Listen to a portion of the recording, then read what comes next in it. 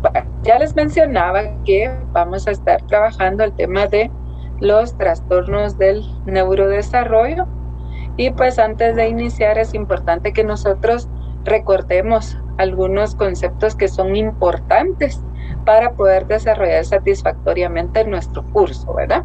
Entonces, para dar inicio al tema, quiero recordarles qué es un trastorno mental. Y para empezar, pues es un síndrome. ¿Qué quiere decir esto? Que es un conjunto de signos y síntomas que son caracterizados por una alteración clínicamente significativa del estado de un individuo en las áreas cognitivo, en la regulación emocional y en el comportamiento, pues también se ve reflejada esta alteración. Y entonces esto pues refleja una disfunción en los procesos tanto psicológicos como biológicos y del desarrollo que subyacen en pues, nuestra capacidad mental. Habitualmente los trastornos mentales van asociados a un estrés significativo, obviamente, porque pues cambia toda nuestra dinámica dentro de la familia, por ejemplo, ¿verdad? Entonces van asociados a un estrés significativo o a una discapacidad, sea social, laboral o en otras actividades importantes. Esto quiere decir que esta alteración clínicamente significativa en las áreas cognitivo, emocional y del comportamiento se asocian siempre van a traer siempre una discapacidad en cualquiera de las áreas importantes de nuestra vida, sea en el área social, laboral o de otras actividades importantes en las que como seres humanos nos desarrollamos a través del tiempo. Quiero recordarles también qué es la psicopatología. Para empezar, pues es una disciplina de tipo ¿qué? Científico, que lo que busca es describir y explicar conductas desadaptativas y no solo conocer esas conductas desadaptativas, sino también los procesos etiológicos, es decir, el origen de las mismas, ¿verdad? Y pues parte de la psicopatología tenemos a la psicopatología infantil, que estudia, obviamente, todos los problemas psicológicos, trata de describir esas conductas desadaptativas que pueden aparecer, ¿verdad?, en la infancia o en la adolescencia. Algo bien importante que hay que mencionar, que la psicopatología infantil no se le debe considerar como una extensión de la psicopatología del adulto, ¿verdad? Porque, pues si ustedes se dan, ahorita que pues analicemos y avancemos en el tema, ustedes se van a dar cuenta que mucha de la psicopatología que a lo mejor presenta un adulto está asociada desde las primeras etapas del desarrollo, ¿verdad? Entonces, tanto los problemas conductuales como emocionales se van a considerar sobre la base en la que el niño o el individuo se desarrolle, ¿verdad? ¿Qué quiere decir esto? Que mucha de la patología que el niño va a presentar va a tener cambios conductuales y cognitivos constantes y que tienen que ver con la maduración y el desarrollo psicológico, ¿verdad? No sé si se capta la idea, pero se los voy a decir de otra manera por si no me entendieron lo que dije ahorita de último, ¿verdad? Que toda la psicopatología que puede llegar a afectar al niño y al adolescente muchas veces viene de un problema de maduración física, que el niño no, por esa falta de maduración física, pues no alcanzó a los hitos del desarrollo esperados para su edad. Y pues también muchas veces la psicopatología viene de alteraciones en el desarrollo psicológico, ¿verdad? Bueno, entonces ahora vamos a recordar algunos términos, ya revisamos qué es trastorno mental. Ay, miren, quiero activar cámara para decirles como les dije en otra sección. En este curso que nosotros nos estamos adentrando a la psicopatología del niño y el adolescente y en el otro curso que llevan del adulto, es importante que desde que escuche que antes de que alguien me diga ese trastorno, mejor se los aclaro de una vez, ¿verdad?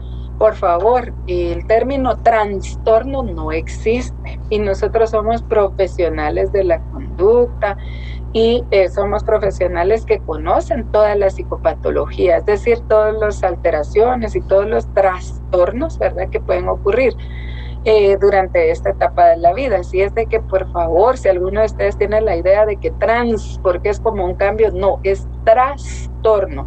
El término trastorno no existe, ¿verdad? Bueno, entonces ahora sí, les voy a ceder la palabra para que cada quien levante la mano si quiere responder a alguno de estos términos, algunos de estos conceptos que les voy a mencionar yo. para que nos vayamos adentrando al tema. ¿Alguien que quiera decirme qué es la etiología? Etiología de algún trastorno mental.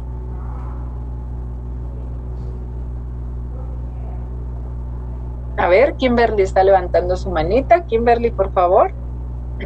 La historia y la evolución de la enfermedad o trastorno.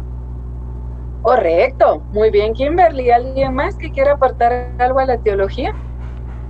Estudio de las causas de ese trastorno. Perfecto, muy bien. Ahí a los dos compañeritos nos refrescaron la memoria acerca de qué es la etiología, ¿verdad?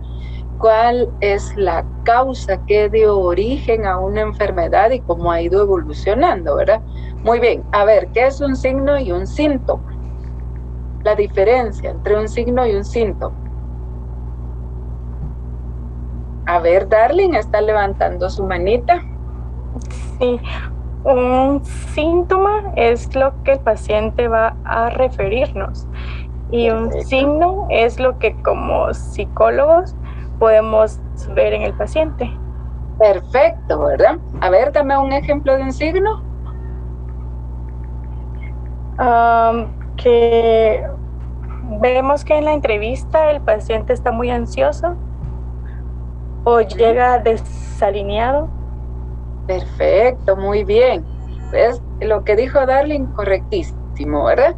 Signo es lo que nosotros como profesionales logramos objetivar y síntoma es lo que el paciente dice, me siento de tal manera, ¿verdad? Bueno, ¿quién quiere participar? ¿Qué es la comorbilidad?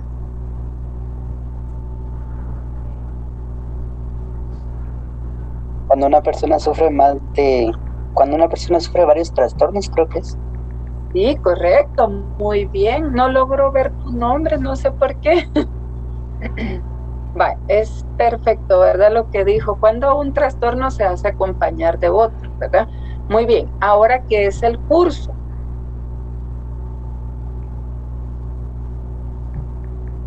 ¿Quién quiere participar?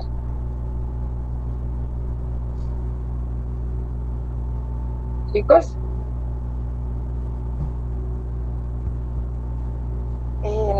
Es el tiempo transcurrido, tiempo en el cual la persona ha manifestado los signos y síntomas, ¿no? Perfecto, sí, es como un trastorno ha ido evolucionando a través del tiempo, las fases, cómo se ha ido desarrollando en el tiempo la enfermedad. Muy bien, ¿y quién colabora con qué es un diagnóstico diferencial?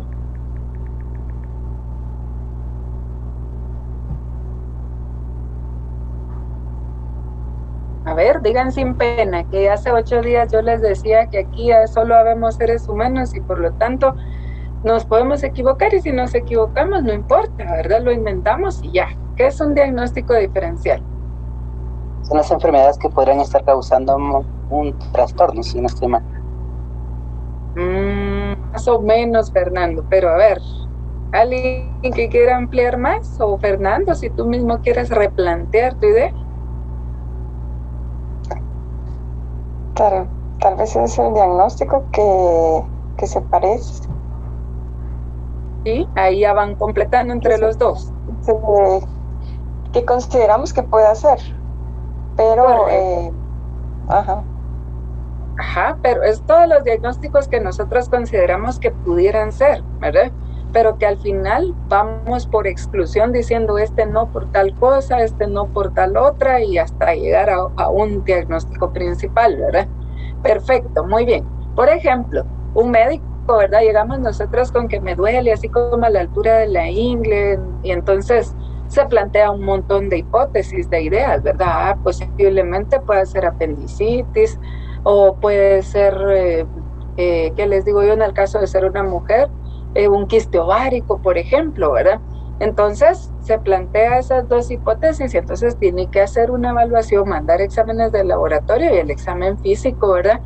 Para descartar, y entonces dice, no es el ovario por tal cosa, es apendicitis, ¿verdad? Pero al final, como bien decían Fernando y la compañerita, ¿verdad? Son los posibles diagnósticos y que nosotros vamos sacando unos, ¿verdad? Por exclusión, porque por ejemplo nosotros decimos por tal razón no es un déficit de atención, entonces descarto, porque al principio pensé que sí era un déficit de atención, ¿verdad? Y el diagnóstico diferencial tiene un valor bien importante para nosotros como psicólogos porque nos ayuda mucho a llegar a un diagnóstico acertado, ¿verdad? Porque como les decía, vamos haciendo una revisión del por qué sí puede ser esto y por qué no puede ser esto, ¿verdad? Bueno, no sé si queda claro, ustedes me indican si vamos bien hasta por ahí. Sí, licenciada. Bueno, entonces, muy bien, muchas gracias.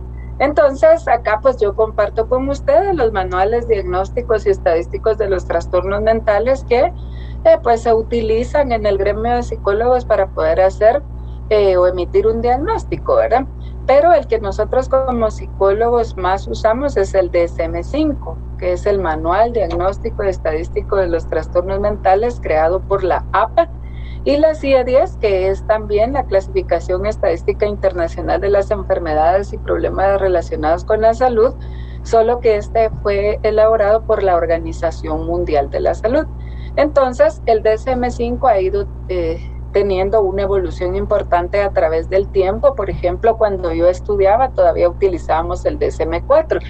Y si ustedes revisan en la actualidad, pues hay gran parte de lo que había en el DSM-4TR se conserva en el DSM-5. Hubieron cambios, ¿verdad? Algunos cambios, como por ejemplo que el formato de evaluación multiaxial que se trabajaba en el DSM-4TR, hoy por hoy en el 5 ya no se utiliza, ¿verdad? Entonces lo que hacíamos nosotros en ese formato axial era que emitíamos el diagnóstico principal, luego si había alguna afección médica que estaba relacionada con el trastorno, si habían trastornos de la personalidad en el grupo primario de apoyo, y al final se hacía una evaluación global que se conocía como el GAF sobre el funcionamiento global de la persona, ¿verdad? Entonces, en una escala del 1 al 100, nosotros teníamos que, como psicólogos, indicar cuál era el nivel de funcionamiento del paciente, ¿verdad? Sin embargo, pues hoy por hoy no se trabaja eso, y como ustedes pueden ver, DSM-3, DSM-4, DSM-4TR y hoy por hoy DSM-5 es porque son las revisiones que se han ido teniendo conforme el tiempo, y cada vez pues una versión mucho más actualizada y condicionada a las circunstancias que vivimos en la actualidad, ¿verdad? Entonces, nosotros vamos a estar trabajando con el DSM-5 y vamos a trabajar en uno de los rubros importantísimos del DSM-5, que son los trastornos del neurodesarrollo. Entonces, para dar inicio con el tema, vamos a recordar qué es el neurodesarrollo, ¿verdad? Y como ustedes lo habrán estudiado en el curso de evolutiva y hoy lo repasamos, ¿verdad? Es un proceso de madurez, no solo en el desarrollo biológico de una persona, sino que también en su síntesis neuronal. ¿Qué quiere decir esto? En la maduración del cerebro y del sistema nervioso central. ¿Por qué? Porque esta maduración del cerebro y el sistema nervioso central es el que nos permite alcanzar ese grado de especialización en nuestras habilidades. Esa maduración de nuestro sistema nervioso y el cerebro es lo que nos permite ir alcanzando poco a poco, conforme vamos creciendo y madurando, alcanzar esos hitos del desarrollo que platicábamos hace 8 días, que un niño pues de aprender a sentarse pasa a aprender a gatear, después de gatear pasa a caminar, después de caminar pasa a correr, ¿verdad? Es precisamente esa maduración biológica, es precisamente esa maduración de las áreas importantes de nuestro cerebro y del sistema nervioso lo que permite que nosotros vayamos alcanzando esas habilidades. Y si nosotros pues obviamente no vamos alcanzando esas habilidades en el tiempo promedio que se espera, es porque hay un problema en el neurodesarrollo, ¿verdad? Y acá pues tengo algunas etapas que vamos a mencionar brevemente, porque pues estas etapas son importantes para el estudio de los trastornos del neurodesarrollo, porque desde aquí puede estar la base del problema o el origen o la etiología del problema, ¿verdad? Entonces tenemos de primero la etapa embrionaria y la etapa fetal, ¿verdad? Cuando nosotros hablamos de la etapa fetal, estamos hablando que esta inicia a los 3 meses de gestación, hasta culminar el periodo, ¿verdad? Entonces, en esta etapa, los órganos que se formaron en la etapa embrionaria a través de lo que nosotros conocemos como la organogénesis, es en esta segunda etapa, ¿verdad? En la fetal, donde pues los órganos maduran, van perfeccionando su funcionamiento y se van cumpliendo o desarrollando esos toques finales para la persona, ¿verdad? Ya los órganos empiezan a tener funcional, los órganos que se lograron desarrollar en la etapa embrionaria, en esta etapa ya empiezan a cobrar funcionalidad y se van teniendo también como los toques finales, el rostro va tomando cada vez más forma, las pestañitas, las uñitas, todos esos toques finales para lo que hoy por hoy somos, ¿verdad? Entonces, desde esta etapa fetal puede ser que hayan anomalías, ¿verdad? Genéticas o cromosómicas, que son las que están en la base del trastorno del neurodesarrollo. Otras veces puede ser que esté en la siguiente etapa, cuando el niño ya nace, en la etapa neonatal. Un neonato, pues es un bebé recién nacido que tiene de 0 a 4 semanas, ¿verdad? Y algo bien importante que hay que mencionar es que en esta etapa también pueden surgir problemas que están asociados o que son el origen de los trastornos del neurodesarrollo. Como ustedes saben, en esta etapa, en la etapa neonatal, hay cambios muy importantes porque seguimos ese proceso de desarrollo que empezó en el vientre. Aquí se sigue dando y es de una manera muy rápida, ¿verdad? Entonces, en esta etapa surgen eventos críticos que son súper importantes. De primer, los patrones de alimentación se establecen, ¿verdad? Porque recuérdense que dentro del vientre, pues a través del cordón umbilical, etcétera, y acá pues el niño está alcanzando otra fase más, ¿verdad? Donde tiene que establecer los patrones de alimentación y que depende mucho de la maduración que va alcanzando nuestro sistema nervioso, el que el niño pues tenga ese reflejo de succión. La naturaleza es tan sabia que nadie se pone a decirle al bebé cómo succionar el pecho, ¿verdad? Entonces, a través de la alimentación pues empiezan a formar también los vínculos entre el padre y los bebés. Y recuérdense que en esta etapa es una etapa muy vulnerable, se corre mucho el riesgo para las infecciones porque por la etapa tan temprana del desarrollo las defensas no son tan elevadas como la de un adulto y entonces esto hace que se sea más vulnerable a las infecciones y una infección puede estar en la base también de los trastornos del neurodesarrollo, ¿verdad? Es aquí cuando se conocen por primera vez si hay defectos congénitos o del nacimiento. Luego, después de las 4 semanas de nacido, cuando se deja de ser un neonato, ya pasamos a la etapa infantil temprana, donde se sigue siendo muy vulnerable, ¿verdad? A tantas cosas en el desarrollo. También es una etapa importante de cambios porque aquí estamos hablando de hasta los 2 años, donde se van adquiriendo muchas de estas capacidades, como por ejemplo el desarrollo de la motricidad que tanto hemos venido hablando, se empieza a consolidar el lenguaje, etcétera, ¿verdad? Por lo tanto, es una etapa de cambios también importantes donde hay un periodo crítico también en el que se alcanza algunos hitos del desarrollo y que de no ser así, pues también es un periodo bastante vulnerable para todo ser humano. Luego tenemos la etapa infantil tardía, ¿verdad? Que ya estamos hablando de alrededor de 60 meses, 5 añitos, ¿verdad? Entonces, en esta etapa es fundamental y es cuando en la mayoría de los casos nosotros nos damos cuenta de que está surgiendo algún periodo de neurodesarrollo. ¿Por qué? Porque aquí en esta etapa es donde se integran todos los procesos de aprendizaje, se desarrolla el lenguaje, ¿verdad? La motricidad obviamente ya ha alcanzado un nivel de madurez que ya le permite cierta independencia al niño. Entonces regularmente es aquí, en esta etapa, donde nosotros mayormente nos damos cuenta que algo no anda bien, en el caso que hay un trastorno del neurodesarrollo. Aunque por supuesto que en las 3 etapas anteriores también se puede detectar algún problema, ¿verdad? Vale, entonces empecemos. Ya que revisamos todos esos conceptos, vamos a empezar directamente con el tema de los trastornos del neurodesarrollo y para eso vamos a ver un videíto chiquitito que tengo aquí para ustedes como introductorio.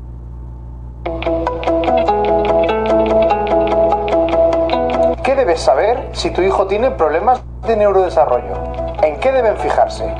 Hay 3 áreas principales a vigilar en el proceso de neurodesarrollo infantil: el aprendizaje, las relaciones sociales, la conducta, comportamiento y autocontrol. ¿Qué síntomas pueden tener los niños con problemas en el neurodesarrollo? Suelen tener déficit de atención y trabajo lento, problemas de lectura, escritura, comprensión lectora y expresión verbal, que les lleva a un mal rendimiento escolar y a la obtención de unas malas calificaciones. Son niños muy nerviosos e impulsivos, con poca paciencia y mal comportamiento. Esto les dificulta la socialización, teniendo como resultado el rechazo escolar o las peleas. ¿Cuáles son las dudas más frecuentes? La mayoría de los padres no saben la causa de estos problemas y los achacan a una mala educación, o dudan de la capacidad y la actitud de su hijo. Esto provoca mucha tensión familiar y conflictos entre los padres y el niño, al sentirse frustrados e impotentes a pesar de dar mucho apoyo. ¿Problemas a la hora de conciliar el sueño? El insomnio es el trastorno del sueño más frecuente en niños, con un 30%, y es muy frecuente entre aquellos con problemas de neurodesarrollo. Pueden ser problemas de conciliación o de fragmentación del sueño. ¿Qué pueden hacer para mejorar? Lo primero es conocer cuál es el trastorno concreto que presenta el niño. Los padres deben informarse y formarse para entender la situación de su hijo. De este modo, convertirse en unos expertos en su caso. ¿Hay tratamientos? Contamos con 4 pilares fundamentales en el tratamiento de los trastornos de neurodesarrollo. Medicación, en los casos que cuenten con un mecanismo cerebral alterado que sea posible mejorar con tratamiento farmacológico. Terapia psicológica en los niños que presentan problemas anímicos, emocionales, de relaciones sociales y similares, y también en casos de ansiedad. Apoyo pedagógico para mejorar los hábitos y métodos de estudio, y estimulación cognitiva para entrenar las habilidades cognitivas deficitarias y así potenciar el desarrollo neurológico. ¿Te gustaría averiguar por qué tu hijo tiene problemas? Descubre ahora las... Bueno, entonces aquí comparto con ustedes este pequeño videito para introducirnos al tema, donde ustedes se dan cuenta que ahí describe, ¿verdad?, que un niño con trastorno, con algunos de los trastornos del neurodesarrollo, es un niño que generalmente presenta problemas de aprendizaje. Es posible que esté afectada también las relaciones sociales, ¿verdad? En su conducta también se ve reflejado. La impresión que da es que los padres llegan en busca de ayuda porque se han dado cuenta que los niños no están alcanzando los hitos del desarrollo que se espera para su edad. Y muchos otros padres también llegan con la idea de que es un niño que está siendo malcriado, maleducado. ¿Por qué? Porque ellos, en la desesperación de ver que no cumplen con todos estos hitos y que no, digamos que no se desempeñan socialmente de manera adecuada y no y están teniendo problemas dentro del ámbito académico, los ven como un niño conflictivo, ¿verdad? Y ahí es donde nosotros estamos para poderles servir, para poderles orientar en cada uno de los temas con los que los papás lleguen con relación a las dudas, ¿verdad? Bueno, entonces, para empezar con los trastornos del neurodesarrollo, lo primero que vamos a hacer, pues, es revisar la definición según el DSM-5. Y entonces el DSM-5 nos indica que son un grupo de afecciones con inicio en el periodo del desarrollo. Esto quiere decir que tienen un inicio temprano, ¿verdad? Y que aparecen de manera precoz en el desarrollo, a menudo antes de que el niño empiece la escuela primaria. Generalmente, cuando la condición no es muy profunda, es hasta que el niño pues ya está escolarizado y ya empezamos a ver que está dando problemas el aprendizaje en ellos, es cuando nos llegan a buscar, ¿verdad? Entonces, también se caracteriza por un déficit del desarrollo que produce deficiencias en el funcionamiento tanto personal como social, académico u ocupacional. Yo ahí les resalté, ¿verdad?, las palabras clave, porque yo soy, como les digo, muy visual y siento que esto es una buena guía para todos, ¿verdad? Entonces, repitiendo, una de las principales características es que son afecciones que inician en el periodo del desarrollo. Esto quiere decir que nosotros pues no vamos a ir a diagnosticar un trastorno del neurodesarrollo a los 47 años, ¿verdad? Se manifiestan de manera precoz y a menudo empezamos a hacerlo más notorio cuando el niño empieza la escuela primaria. Otra de las características es que este grupo de afecciones de inicio temprano va a traer también un déficit en el desarrollo, un déficit en el funcionamiento de todas las áreas importantes del niño, ¿verdad? En el personal, social, académico u ocupacional. No sé si ustedes vieron un videito que yo les compartí en la plataforma, pero precisamente nos hablaba de estas características, ¿verdad? Que los trastornos del neurodesarrollo son de inicio temprano. Otra de las características es que comúnmente son concurrentes. ¿Qué quiere decir esto? Que muchas veces un niño que padece o que le diagnosticamos alguno de estos trastornos del neurodesarrollo padece otro también, ¿verdad? Por ejemplo, un niño con autismo o con déficit de atención, cuando nosotros hacemos la evaluación nos damos cuenta que en algunos casos está acompañado también de discapacidad intelectual. A eso se refiere cuando nos dice que son concurrentes, ¿verdad? Otra de las características es que pueden estar asociados a un daño cerebral o a una lesión cerebral, ¿verdad? Y hay que tener mucho cuidado con todo esto. Y también que van cambiando con el tiempo, ¿verdad? Por ejemplo, un niño que padeció y fue diagnosticado con déficit de atención e hiperactividad, en la niñez expresa esa hiperactividad por no estar quieto y brinca, y la maestra o los papás quisieran tenerlo un ratito sentado con un lapso de atención, pues digamos adecuada para su edad, y no lo logran. Ellos necesitan andar así, ¿verdad? Y ya de adulto, pues el curso de la enfermedad cambia un poco y esa hiperactividad se expresa como con cierta inquietud, ¿verdad? Y entonces, pues esas son básicamente las características que son interesantes de ese videito que yo les compartí en la plataforma y que se las expreso en este momento, ¿verdad? Bueno, fíjense que hay que ver, ¿verdad? Porque para algunos trastornos del neurodesarrollo, la presentación clínica puede incluir síntomas por exceso, además de los debidos déficits y el retraso en el alcance de los hitos esperados. ¿Qué quiere decir esto en palabras más sencillas? Veámoslo con un ejemplo. El déficit de atención con hiperactividad, ¿verdad? Nosotros diagnosticamos este cuadro clínico por síntomas excesivos. ¿Síntomas excesivos de qué? De hiperactividad. El niño tiene un exceso de actividad comparado con un niño que no padece esta condición, ¿verdad? Y también dice, además de déficits, ¿verdad? ¿Por qué? Porque un niño con déficit de atención e hiperactividad presenta ese déficit en los procesos atencionales, ¿verdad? Entonces, el exceso en la hiperactividad y el déficit en los procesos atencionales, ¿verdad? Y este déficit de atención lo hace también que parece que el niño no alcanza los hitos del desarrollo esperados para su edad. ¿Se recuerdan que hace 8 repasábamos qué son los hitos del desarrollo? Sabemos que son destrezas o comportamientos físicos que los niños van alcanzando a medida que crecen, a medida que se desarrollan, a medida que el cerebro va madurando, ¿verdad? Y se van adquiriendo estas habilidades o destrezas que son, digamos, más o menos proporcionales a la edad, ¿verdad? Ejemplo de los hitos: voltearse, gatear, caminar, hablar, ¿verdad? La atención. Y entonces, a través de estos hitos del desarrollo, nosotros también podemos darnos cuenta cuando hay algún problema en el neurodesarrollo. ¿Por qué? Porque el niño ya alcanzó determinada edad para alcanzar un hito y no lo hace, ya se apartó mucho de esa edad promedio y el niño no logra alcanzar ese hito, ¿verdad? Aquí pues obviamente no vamos a leer todo esto porque es parte de lo que repasábamos la semana pasada. Por lo que yo quise colocar esta tablita acá es para recordarles que conforme la edad va avanzando, el niño va alcanzando cierta madurez en el desarrollo motor, en el desarrollo cognitivo, en el desarrollo del lenguaje, incluso en el tema de lo social, ¿verdad? Entonces, de un niño que pasaba todo el tiempo acostadito y que después empezó a tener cierto control para la cabecita y que luego gatea, luego camina, luego ya aprende a montar una bicicleta, luego salta, trepa, y todos estos hitos se van alcanzando conforme la edad va avanzando y a través de la edad se va madurando, ¿verdad? Todas las áreas del cerebro y el sistema nervioso para poder ir avanzando. En lo cognitivo también, en el lenguaje también. ¿Se recuerdan que hablábamos que el niño primero se comunica solo a través del llanto? Y ya más adelante en el desarrollo de 4 a 6 años ya es capaz de expresar un sentimiento, una emoción, ¿verdad? Y en lo social, pues también, ¿verdad? De la dependencia absoluta de los padres en las primeras etapas. Luego ya pasa a disfrutar disfrutar de otro tipo de relaciones sociales, ya no solo con los padres, ¿verdad? Entonces, ¿qué es lo que quiero decirles yo con esto?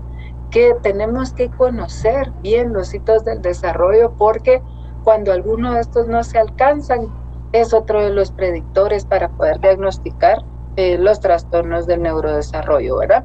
Entonces tenemos aquí esquemáticamente, para desmenuzar y recordarles la definición según el DSM-5 de los trastornos del neurodesarrollo. Y como primer punto tenemos que recordar que es un grupo de afecciones que tienen un inicio en el periodo del desarrollo. ¿Qué quiere decir esto? Que aparecen o se diagnostican antes de los 18 años de edad, que tienen un inicio precoz en el desarrollo y que comúnmente nosotros nos damos cuenta antes de que empiece la escuela primaria. Dentro de las características tenemos que presentan un déficit en el funcionamiento social, en el funcionamiento personal y en el académico u ocupacional. Y generalmente aquí en el ámbito académico, cuando empiezan a haber déficit, es cuando les digo que los papás se preocupan muchísimo y es cuando nos llegan a buscar. Por supuesto que esto es cuando no es una condición tan grave, ¿verdad? Porque si es una condición muy grave, nos empezamos a dar cuenta pues mucho antes, ¿verdad? No sé si alguien tiene dudas o comentarios hasta donde vamos por acá. Silic, yo tengo una pregunta, perdón. Ya que estamos aprendiendo que estos trastornos del neurodesarrollo tienen una intervención con fármacos también, ¿el diagnóstico viene de nuestra parte como psicólogos o de pediatras? Dependiendo, ¿verdad? Pero lo más, voy a activar cámara para responderte, Kimberly, ¿verdad? Depende, ¿verdad? Puede ser que el papá de primero acudió a un pediatra porque vio que algo no anda bien, ¿verdad? Y el médico se va dando cuenta, ¿verdad?, de que el niño no lleva un desarrollo normal para su edad. Entonces ya viene y lo refiere también a un psicólogo, porque nosotros pues somos los profesionales encargados también de poder emitir este tipo de diagnóstico. Muchas otras veces es primero con uno con el que llegan, ¿verdad? Como cuando les decía de que un niño pues está presentando problemas de aprendizaje en el ámbito académico, etcétera, y entonces ahí es donde nos llegan a buscar. Otras veces también por lo que nos buscan mucho es cuando se dan cuenta que el lenguaje va retrasado, ¿verdad? Que ya tiene 4 años y casi no dice nada. Entonces es cuando comúnmente nosotros nos llegan a buscar. Otras veces también va a ser detectable en etapas tempranas. Por ejemplo, un niño que nace con síndrome de Down, que nosotros sabemos pues que hay un fenotipo característico de este tipo de niños y que pues el médico obviamente al verlo se va a dar cuenta que ahí hay un problema, hay un síndrome de Down que sabemos que es una anomalía cromosómica, ¿verdad? En el par 21, que no hay 2 cromosomas, sino que hay 3 cromosomas en el par 21 y que esto hace que se desarrolle todo este fenotipo característico. Y qué bueno fuera que solo el fenotipo, de que tienen como la lengüita de fuera, etcétera, y los ojitos rasgados, qué bueno que fuera solo eso. Esa condición muchas veces se asocia con retraso mental, ¿verdad? O en el caso, Kimberly, también de que ellos ven que un niño nació con hidrocefalia, microcefalia, otras condiciones como por ejemplo el síndrome de Turner, de Klinefelter, donde pues obviamente hay un fenotipo característico y que pues todas estas condiciones cromosómicas generalmente se asocian al retraso o a una discapacidad mental, ¿verdad? Gracias, Lick. Vale, muy bien. ¿Alguien más que quiera preguntar algo para seguir? Bueno, avancemos otro poquito, pues. ¿Cuál es la etiología de los trastornos del neurodesarrollo? ¿Cuáles son las causas, verdad? La etiología. Tenemos etiología o causas cromosómicas, ¿verdad? Como les decía anteriormente. Por ejemplo, las mutaciones genéticas o trastornos metabólicos que se dan, obviamente, desde el nivel cromosómico, desde que se unen el espermatozoide y el óvulo y sucede la recombinación genética, desde aquí pueden haber problemas. Por ejemplo, el síndrome de Down, ya les decía que Hay características fenotípicas bien importantes, ojitos rasgados, etcétera, ¿verdad? Y aparte de todo, se acompaña de discapacidad intelectual. El síndrome de Turner también, que es una mujer de corta estatura, que tiene hipogonadismo y por lo tanto sus características es que presentan infertilidad, ¿verdad? Y esto pues no es más que, imagínense, en el par 23, que es el cromosoma que va a dictar si se es hombre o se es mujer, o sea, determina el sexo, ¿verdad? Aquí, por ejemplo, si era una mujer, tenían que haber 2 cromosomas X, y en el síndrome de Turner, pues solo hay un cromosoma X, y por lo tanto, eso es la causa de la infertilidad, del hipogonadismo y de la discapacidad intelectual también, ¿verdad? El Klinefelter, que también, ¿verdad? En el par sexual, no tendría que, para ser un hombre, tiene que haber un cromosoma X y un Y en este síndrome hay 2 X y un Y, ¿verdad? Y esto hace que también hayan problemas de infertilidad, que hayan hipogonadismo y la discapacidad intelectual. Igual, el X frágil, que ahí están los 2 cromosomas X, pero uno de los cromosomas X tiene un punto frágil, que, permítanme un segundito, solo voy a tomar.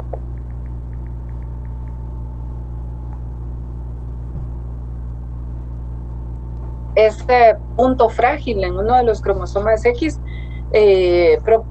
produce, ¿verdad?, estas características fenotípicas como orejas grandes y frente prominente, pero no solo eso, sino la discapacidad intelectual, ¿verdad?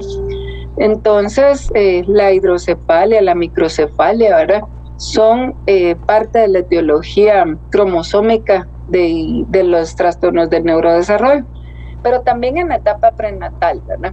Por ejemplo, las deficiencias nutricionales por parte de la madre o infecciones que ha sufrido la madre durante el embarazo, o el consumo de sustancias o de cigarrillo durante el embarazo. También perinatales pueden haber causas, ¿verdad? Por ejemplo, cuando hay complicaciones en el parto, que tuvieron que jalar al niño con forceps o que traía enrollado el cordón umbilical. Por eso, miren chicos, activo cámara. Por eso es bien importante nuestra entrevista, la historia clínica que nosotros vamos armando, porque el problema por el que nos llegaron a buscar es posible que desde por acá venga. Necesitamos conocer bien las causas, y por eso es que nosotros preguntamos cómo fue el embarazo, cómo fue el parto, etcétera, ¿verdad? Porque acá nosotros podemos encontrar la base de los problemas que el paciente está presentando, ¿verdad? Bueno, entonces, como les decía, hipoxia durante el parto porque a lo mejor lo jalaron con forceps, o porque a lo mejor traía enrollado el cordoncito umbilical y esto provocó falta de oxigenación, y como resultado una discapacidad intelectual o algún problema en el neurodesarrollo, ¿verdad? También están las causas postnatales, que esto hace referencia a que, por ejemplo, ya nació el niño y todo, pero a lo mejor tuvo un accidente, ¿verdad? Y tuvo un trauma cráneoencefálico, o ya nacido, ya tal vez en etapa de, ¿qué les digo? Se me fue de la infancia, ¿verdad? Padeció alguna infección como la meningitis, o lo expusieron a fármacos. Entonces, de aquí también puede ser que surjan esos problemas en el neurodesarrollo, ¿verdad? Bueno, conociendo la etiología de dónde pueden venir los problemas, ahora vamos a adentrarnos al DSM-5 y vamos a platicar cuáles son los trastornos del neurodesarrollo que clasifica el DSM-5. Y como les decía hace 8 días, tengamos mente, ojos y corazón abierto para grabarnos todo esto, porque es la psicopatología que nosotros debemos manejar así bien, ¿verdad? Vale, entonces, dentro de los trastornos del neurodesarrollo tenemos la discapacidad intelectual. Y como se van a dar cuenta más adelante, esta puede ser leve, moderada, severa o profunda. Tenemos también el retraso global del neurodesarrollo y el trastorno de discapacidad intelectual inespecífico. Ya van a entender más adelante a qué me refiero con esto. Luego tenemos los trastornos de la comunicación. Tenemos ahí el trastorno del lenguaje, de la expresión, el tartamudeo, de la comunicación pragmática y también un inespecífico. Y tenemos luego los trastornos del espectro autista, el déficit de atención con hiperactividad, el trastorno específico del aprendizaje y el trastorno del neurodesarrollo motor, que es donde se ven los tics, la coordinación, el movimiento estereotipado, etcétera, ¿verdad? Pues si ustedes se dan cuenta, vayan familiarizándose con la clasificación del DSM-5. Siempre nos ofrece una categoría donde dice inespecífico, inespecífico, inespecífico, inespecífico. Esto se refiere a que pues alguno de los trastornos que nosotros estamos evaluando no cumple con todos los criterios de los anteriores y entonces por alguna razón lo colocamos por el momento como inespecífico, ¿verdad? Vale. Estoy repitiendo: discapacidad intelectual, trastornos de la comunicación, autismo, TDAH, del aprendizaje y del neurodesarrollo motor. Esos son los 6 grupos de trastornos del neurodesarrollo que el DSM-5 clasifica dentro de este rubro. Acá fíjense que yo les coloqué un videito para que ustedes lo puedan ver tranquilitos en su casa, porque este sí dura como 5 minutitos y es un videito animadito introductorio que solo les quiero comentar que pues es una niña que está narrando, ¿verdad? Que su hermanito es grandote, que es más grande que ella, pero que sin embargo se comporta como si fuera más pequeño que ella, ¿verdad? O sea, los papás le tienen que ayudar un montón, que asiste a una escuela especial, que por ejemplo, cuando va a hacer un mandado le tienen que hacer bien detallada una lista porque él no se puede aprender, aunque sean poquitas cosas, lo que la mamá pide, ¿verdad? Entonces, pues es un niño que ella lo ve en una condición diferente, ¿verdad? Que le tienen que proporcionar muchas ayudas de parte de la familia para que el niño pues pueda funcionar socialmente hablando dentro de la familia, dentro del entorno educativo, etcétera. Y pues esto es un videito introductorio referente a la discapacidad intelectual, ¿verdad? Donde pues el niño pues obviamente presenta déficit en las capacidades intelectuales y en la conducta adaptativa. Esto quiere decir digamos que el niño no es autónomo, necesita ciertas ayudas para su autocuidado y para poder funcionar socialmente hablando, ¿verdad? Bueno, entonces ustedes ven el videíto en su casa y vamos a avanzar aquí un poquito. Entonces, ¿qué es la discapacidad intelectual? Para empezar, activo cámara, ¿verdad? Ustedes, para recordarles que hoy por hoy nosotros no decimos retraso mental, ¿verdad? Es uno de los cambios importantes que tuvo el DSM-5, donde pues ya nos habla de una discapacidad intelectual. Se le conoce también como el trastorno del desarrollo intelectual, ¿verdad? Sin embargo, hoy por hoy, por cuestiones éticas, no se escucha muy bien el hecho que digamos, es un retrasado mental, ¿verdad? Entonces, por eso nosotros apeguémonos a esto, porque es importante, y que de hoy en adelante nosotros nos refiramos a discapacidad intelectual, es como este trastorno, ¿verdad? Vale, avancemos otro poquito. Para empezar, vamos a diferenciar entre qué es intelecto y qué es una discapacidad, porque dice discapacidad intelectual, ¿verdad? Cuando hablamos de intelecto, estamos hablando de la capacidad que tiene el ser humano para comprender, analizar y entender el mundo que le rodea, ¿verdad?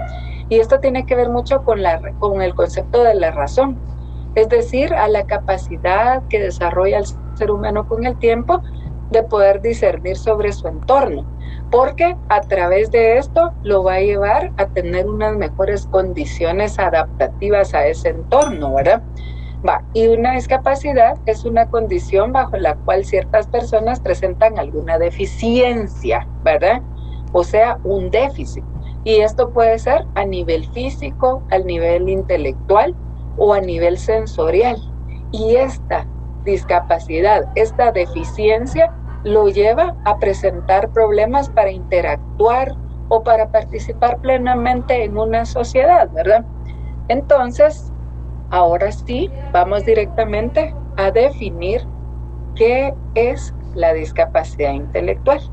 Y pues es una afección diagnosticada antes de los 18 años de edad. Recuérdense que los trastornos del neurodesarrollo tienen un inicio temprano y no pueden ser diagnosticados a los 45 años, ¿verdad? Entonces es una afección que se debe diagnosticar antes de los 18 años y que incluye un funcionamiento intelectual general que va a estar por debajo del promedio, ¿verdad? Y dice, una carencia de las destrezas necesarias para la vida diaria. Entonces activo cámara y les digo, un funcionamiento intelectual que está por debajo de lo que se espera para la edad del niño y el adolescente, ¿verdad? Entonces, esto hace referencia a que nosotros para diagnosticar tenemos que pasar pruebas para evaluar la capacidad intelectual de la persona, ¿verdad? Pero no solo el hecho de decir que tiene un CI por abajo de 70, solo con eso yo voy a dar un diagnóstico de discapacidad intelectual. No, hay que ver también el funcionamiento que tiene la persona en los ámbitos importantes de su vida, desde lo personal, ¿verdad? La autonomía, el autocuidado, hasta cómo se relaciona con los demás, ¿verdad? Es decir, la adaptación que tiene, la conducta adaptativa, el autocuidado, ¿verdad? Entonces yo creo que desde ahí estamos ya cambiando un poquito la idea de lo que teníamos acerca de la discapacidad intelectual. No solo es de pasar una prueba para evaluar CI y si tiene por debajo de 70 decir, ay, tiene discapacidad intelectual. Y como sacó 20, es una discapacidad intelectual profunda. No, no solo eso. Tenemos que revisar la conducta adaptativa. ¿Qué tanto apoyo requiere la persona para poder funcionar, verdad? ¿Qué tanto necesita de ayuda para su autocuidado, verdad? ¿Qué tan autónomo es, verdad? Entonces, como ustedes vieron anteriormente, existen muchas causas de la discapacidad intelectual. Algunos se originan incluso hasta en el vientre, hasta antes que el niño nazca. Por ejemplo, el síndrome de Down, ¿verdad ustedes? Que es una anomalía cromosómica que ya revisamos y que pues se origina hasta desde antes que se nazca, ¿verdad? Otras durante el parto y otras pueden ser ya una enfermedad propiamente dicha ya en el niño nacido, ¿verdad? Como una infección, etcétera, que ya eso pues ya lo revisamos anteriormente. No sé si tienen dudas o comentarios hasta acá. Chicos. ¿Dudas o comentarios hasta por acá? Todo bien, Lick. No. Entonces, ahora nos vamos a ir a revisar el DSM-5, porque aparte de que ustedes tienen que hacer una buena evaluación, una buena evaluación, una buena entrevista, aplicar pruebas psicométricas, también tienen que revisar su DSM-5, porque ahí es donde ustedes van a encontrar todos los criterios diagnósticos para poder diagnosticar una enfermedad mental, ¿verdad? En este caso, los trastornos del neurodesarrollo. Entonces, el DSM-5 nos señala que la discapacidad intelectual es un trastorno que comienza durante el periodo del desarrollo, o sea, empieza temprano, ¿verdad? Y que va a acarrear limitaciones en el funcionamiento intelectual, pero no solo en el funcionamiento intelectual, sino que también en el comportamiento adaptativo en todos sus dominios, ¿verdad ustedes? En el dominio conceptual, social y práctico, que ahorita vamos a revisar a qué se refieren estas áreas o dominios, ¿verdad? Y dice el DSM-5 que debe de cumplir los 3 criterios siguientes. Primero, que tienen que haber deficiencias intelectuales, ¿verdad? Deficiencias en el razonamiento, en la resolución de problemas, en la planificación, pensamiento abstracto, etcétera, en el aprendizaje, ¿verdad? ¿Y cómo voy a determinar yo estas deficiencias intelectuales? A través de una buena evaluación clínica y la aplicación de pruebas de inteligencia estandarizadas, obviamente, ¿verdad? Y el segundo criterio es deficiencias del comportamiento adaptativo, ¿verdad?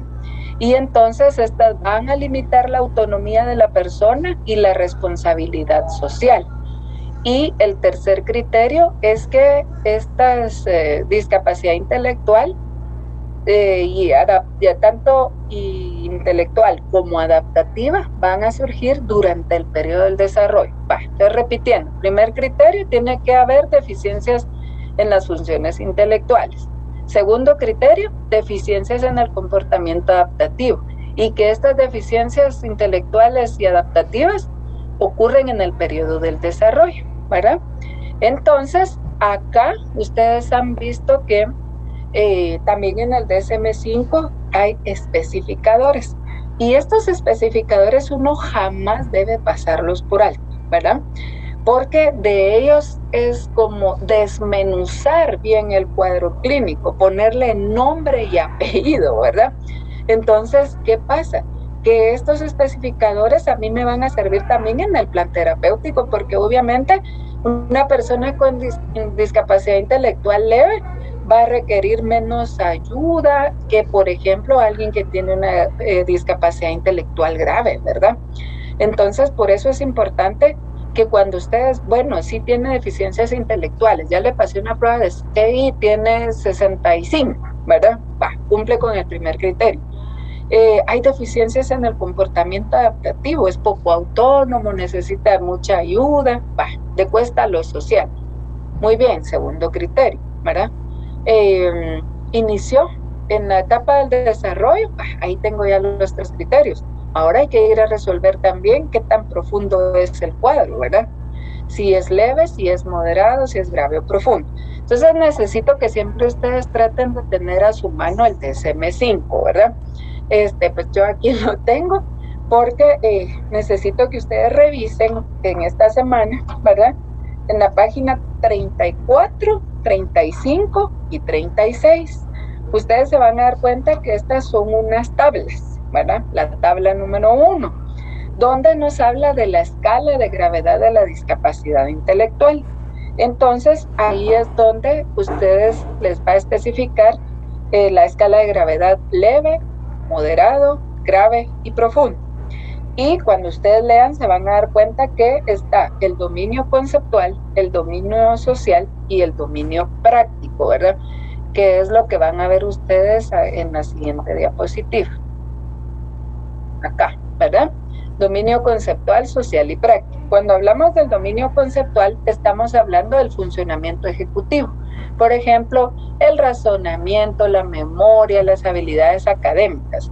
Cuando hablamos de lo social, pues obviamente relaciones interpersonales, la regulación emocional, comunicación, empatía y juicio social. Y cuando hablamos del área práctica, estamos hablando de la capacidad de acuerdo a la edad para poder realizar actividades de la vida diaria, ¿verdad? Organizar tareas, elegir actividades recreativas, la autonomía, etcétera, ¿verdad? Vale, entonces, con base a estas 3 áreas es que ustedes van a decidir la gravedad del cuadro.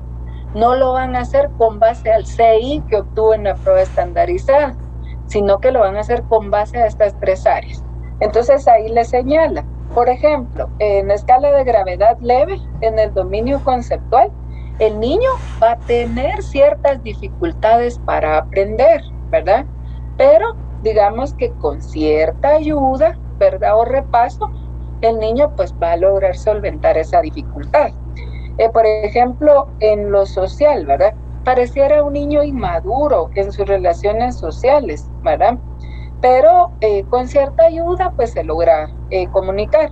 Y en lo práctico, los individuos necesitan cierta ayuda con tareas complejas de la vida cotidiana, ¿verdad? Vaya, cuando ya nos vamos al moderar, en estos 3 ámbitos, digamos, conceptual, social y práctico, el niño va a requerir de más ayuda para poder funcionar. Si nos vamos al grave, ¿verdad? Ya el niño necesita más todavía, ¿verdad? Va a necesitar constantemente de que la persona esté ahí, el adulto esté ahí apoyándole y todo para lograr pues aprender algo, por ejemplo, ¿verdad? Para poderse comunicar, para poder realizar actividades de la vida cotidiana. Cuando ya nos vamos en la escala de gravedad al profundo, pues obviamente aquí ya la persona está casi disfuncional, que es bastante dependiente de los demás, que requiere sí o sí de apoyo para poder vivir, ¿verdad? Entonces no sé si se capta la idea de lo que quiero decirles acá con estas 3 áreas. Necesito que me pregunten, pena, tienen que leer esas 3 páginas para que me capten un poquito mejor a qué me refiero cuando les digo que hay que revisar cómo está la persona en estas 3 áreas. Y entre más nivel de ayuda necesite, más profunda va a ser la discapacidad intelectual. Gaby, a ver, Gaby está preguntando. Buenos días, licenciada. Perdone, ¿qué páginas dijo que había que leer? 34, 35 y 36. Eso es una tablita. Ah, bueno, en el DSM, ¿verdad? En el DSM-5, porque con esa lectura ustedes van a reforzar más lo que yo les estoy diciendo en este momento, es que ahí está la escala de gravedad, ¿verdad? Ok, gracias. Leve, moderado, grave y profundo. Entonces ahí ustedes van a comprender mejor a qué me refiero cuando les digo que entre más comprometida está el área y más apoyo requiere la persona para funcionar, más profunda va a ser la discapacidad. Porque alguien con discapacidad leve, por supuesto que va a necesitar cierta ayuda, ¿verdad?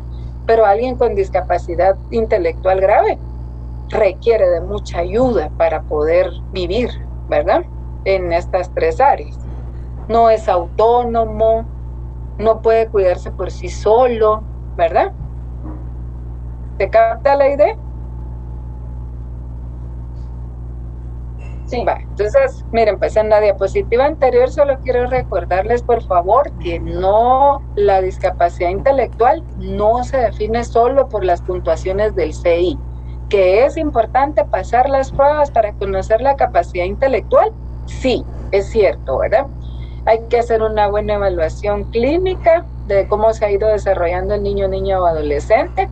Hay que aplicar las pruebas estandarizadas y hacer un estudio de donde nosotros, pues longitudinal, me refiero al hecho de que nosotros pues vamos a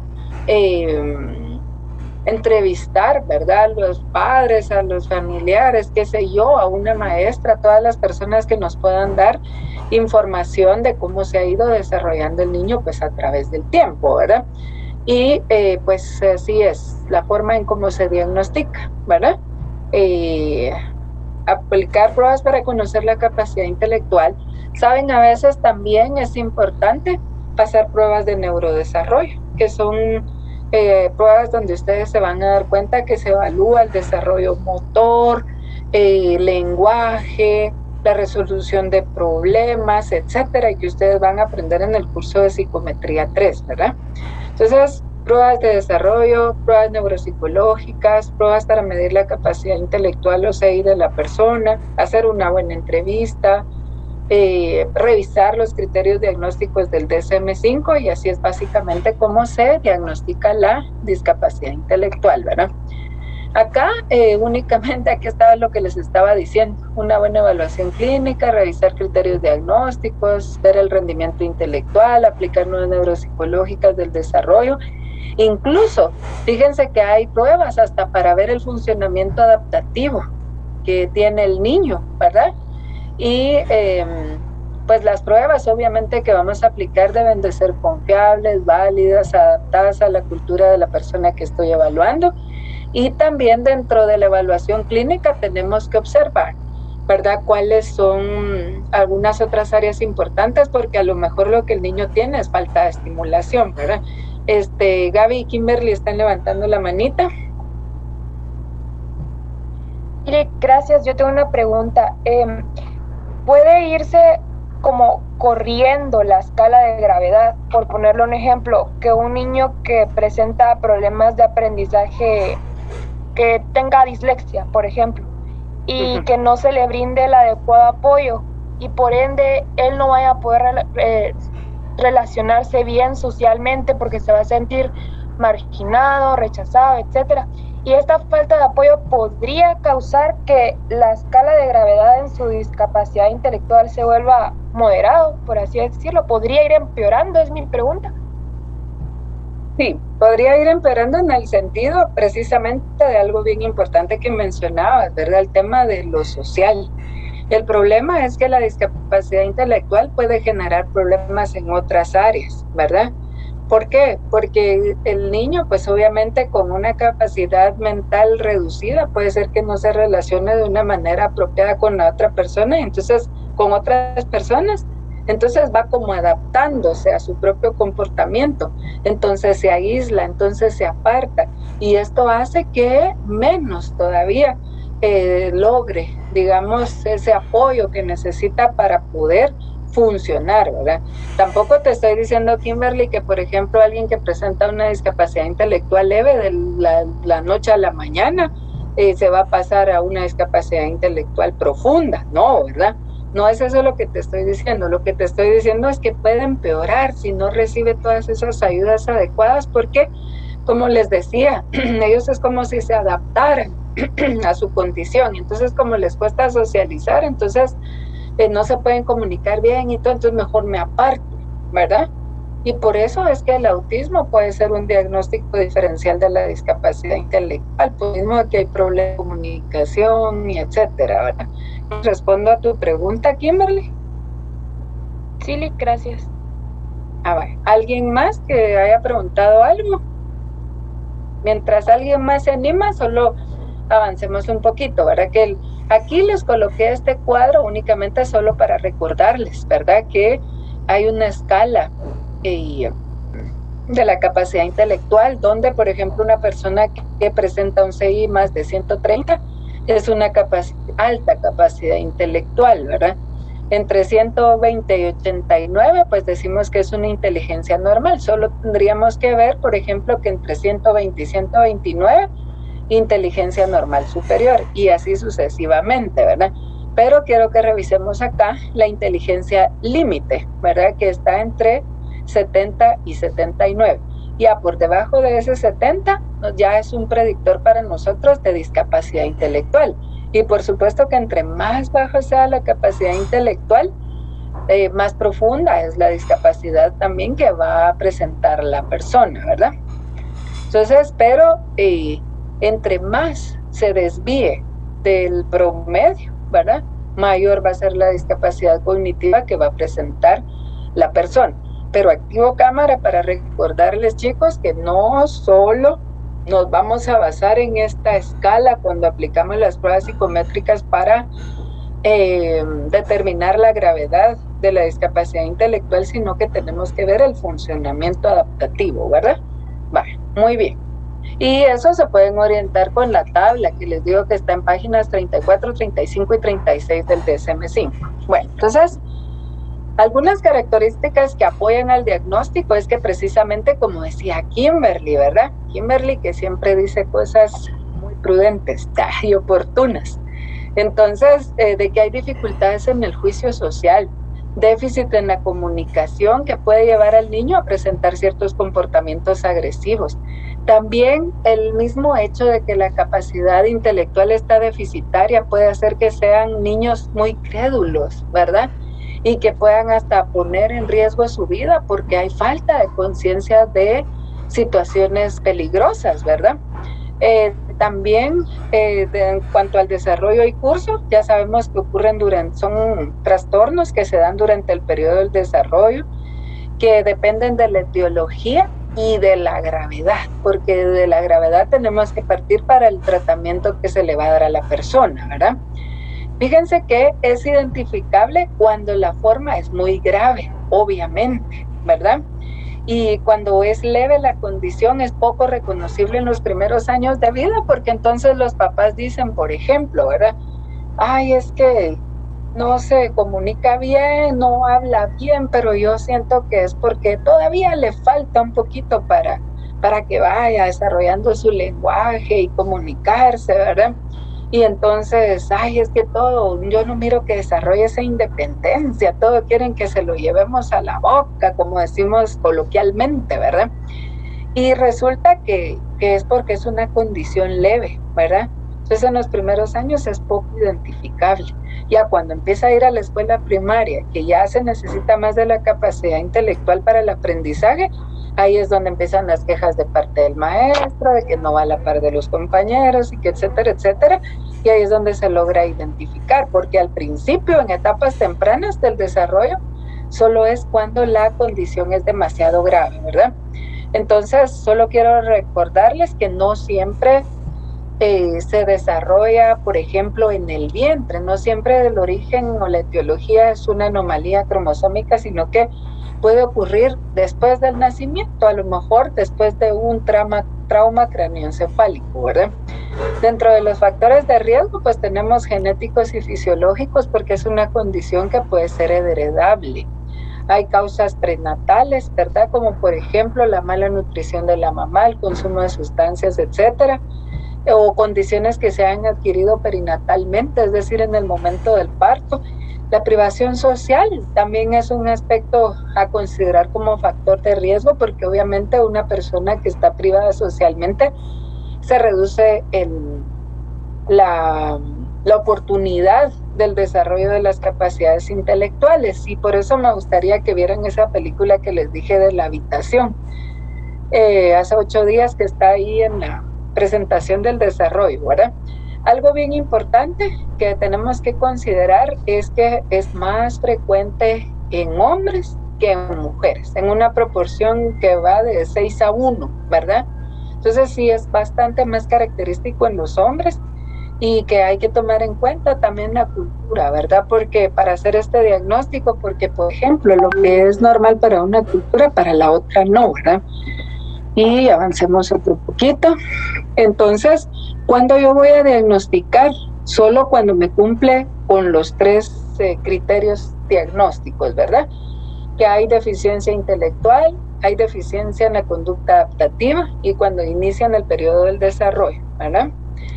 Entonces hay que ver que, por ejemplo, dentro del trastorno, del diagnóstico, diferencial, tenemos, por ejemplo, los trastornos neurocognitivos, un trastorno específico del aprendizaje, trastorno de comunicación, autismo, que son las condiciones que pues generalmente se confunden, digámoslo así, con el diagnóstico de la discapacidad intelectual. Y como les decía, muchas veces también hay que tener cuidado porque son concomitantes. A veces el trastorno específico del aprendizaje trae también consigo la discapacidad intelectual, ¿verdad? Entonces, por eso siempre hay que hacer una buena evaluación, porque dependiendo de esto va a ser el plan terapéutico que armemos, ¿verdad? Bueno, entre la comorbilidad, pues son niños que padecen otros trastornos mentales como ansiedad, generalmente son agresivos y hostiles, hay mal control de impulsos y, como veíamos en el videíto, genera alteraciones del sueño y el ánimo, ¿verdad? En cuanto a la cultura, no hay que olvidar que el entorno es importantísimo, ¿verdad? Porque si es un entorno poco estimulante, obviamente esto va a tener su impacto en el desarrollo, ¿verdad? Y es importante que descartemos todo lo médico, ¿verdad? Porque pues obviamente lo primero que nosotros tenemos que hacer frente a una condición que nos llegan a consultar es descartar lo médico. Es importante hacer una buena historia clínica correcta, explorar, indagar a la familia, para ya posteriormente pasar a la fase de evaluación, donde vamos a aplicar pruebas psicométricas y todo lo mencionado anteriormente, ¿verdad? Entonces, en el DSM-5 tenemos tres trastornos de discapacidad de la discapacidad intelectual, ¿verdad? Y el segundo sería el retraso global del desarrollo. Fíjense que acá en este grupo se van a diagnosticar a los niños menores de 5 años, ¿verdad? ¿Por qué? Cuando nosotros no podemos diagnosticar el nivel de gravedad del cuadro. ¿Por qué razón? Porque en esta etapa nosotros no podemos, por ejemplo, hacer que la persona me responda a pruebas psicométricas estandarizadas, porque estamos hablando de niños menores de 5 años. Entonces, si yo no puedo pasar pruebas psicométricas estandarizadas, no voy a poder establecer la gravedad del cuadro clínico. Entonces, ¿qué es lo que a mí me va a decir que hay un retraso global en el desarrollo? Porque no se están cumpliendo con los hitos esperados, ¿verdad? Entonces, bueno, el niño ya tiene cierta edad y no habla, no camina, etcétera, ¿verdad? Entonces no cumple con los hitos del desarrollo, pero como es muy chiquito, todavía no le puedo pasar las pruebas psicométricas, entonces yo voy a diagnosticar en este caso un trastorno global del desarrollo. Luego tenemos la discapacidad intelectual, retraso del desarrollo intelectual no especificado. Ustedes se dieron cuenta que en todos los apartados tenemos, en todos los grupos de trastornos tenemos un no especificado, ¿verdad? Entonces, ¿qué pasa acá? que en esta categoría yo voy a diagnosticar a los niños que son mayores de 5 años, ¿verdad? Que tienen problemas en la capacidad intelectual, ¿verdad? Pero que yo también no le pude pasar pruebas psicométricas, pero en este caso porque tiene déficits sensoriales o físicos, por ejemplo, ceguera, sordera, ¿verdad? Discapacidad locomotora. Entonces, como el niño tiene esos déficits sensoriales, yo no le pude aplicar pruebas también, aunque ya tiene la edad para poder responder a un instrumento estadístico, a una prueba estandarizada, pero como tiene esos déficits sensoriales o físicos, no me puede responder a una prueba. Entonces aquí yo diagnosticaría discapacidad intelectual no especificada. No sé si se capta bien la idea, chicos.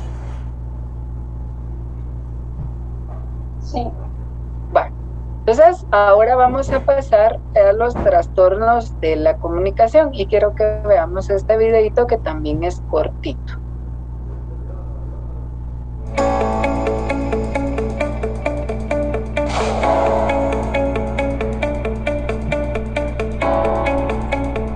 Trastornos de la comunicación en los niños. Las primeras personas que pueden pesquisar signos y síntomas de trastornos de la comunicación en niños son sus propios padres.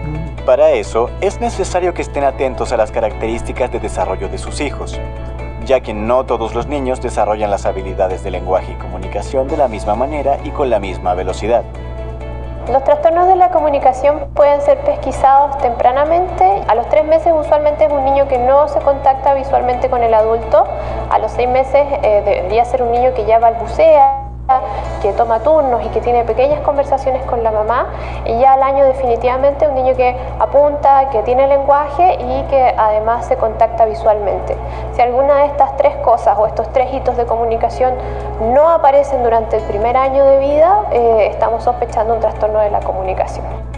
Algunos niños parecen poner especial atención a sonidos que para la mayoría pueden pasar desapercibidos, por lo que parecen estar constantemente distraídos e incluso dan la impresión de que no escuchan y no suelen responder a palabras o a su nombre.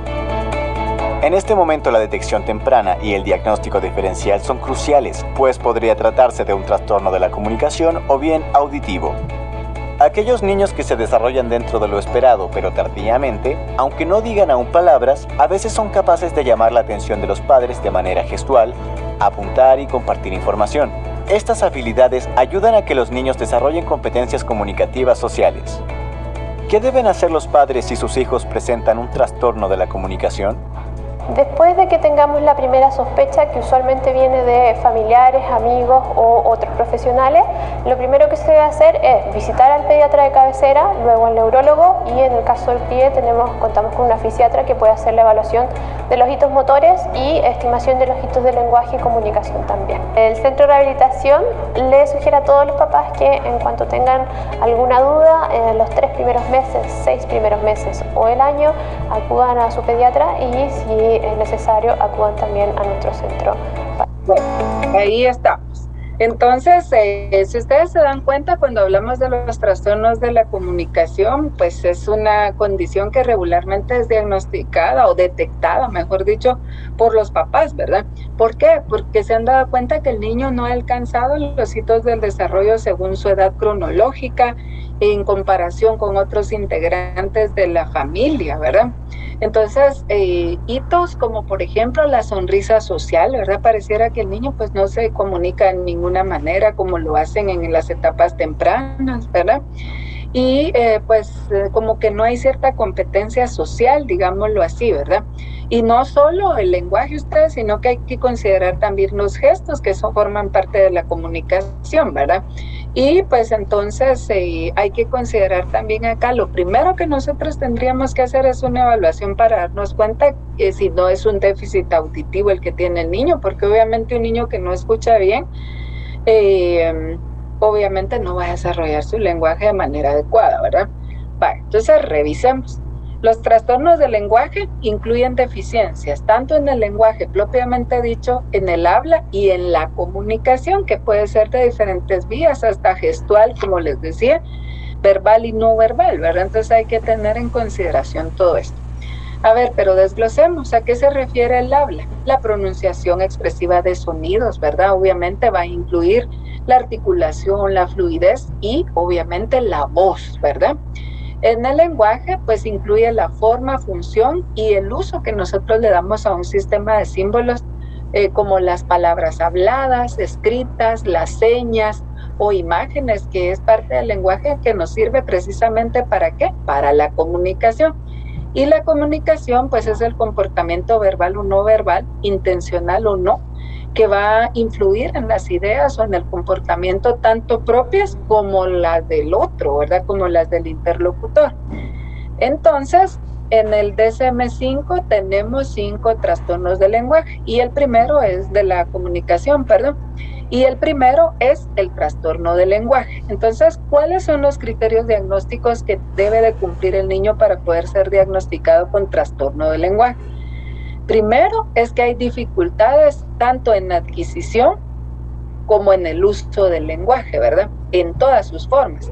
En el lenguaje hablado, en el lenguaje escrito, signos, etcétera, ¿verdad? Y pues estas deficiencias de la comprensión o la producción del lenguaje incluye lo siguiente. Hay un lenguaje reducido, ¿verdad? En el conocimiento y uso de las palabras. Nosotros escuchamos a los papás que nos dicen, es que fíjese que el hermano a esta edad ya hablaba muchísimo más, ¿verdad? Y él solo me dice como unas 4 o 5 palabras.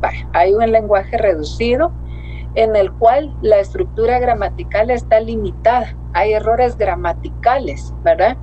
Y obviamente este vocabulario reducido y los problemas en la gramática van a llevar a un deterioro en el discurso, ¿verdad? Pareciera que nosotros pues no le entendemos lo que nos dice porque le cuesta conectar frases para explicar o describir lo que necesita comunicar, ¿verdad?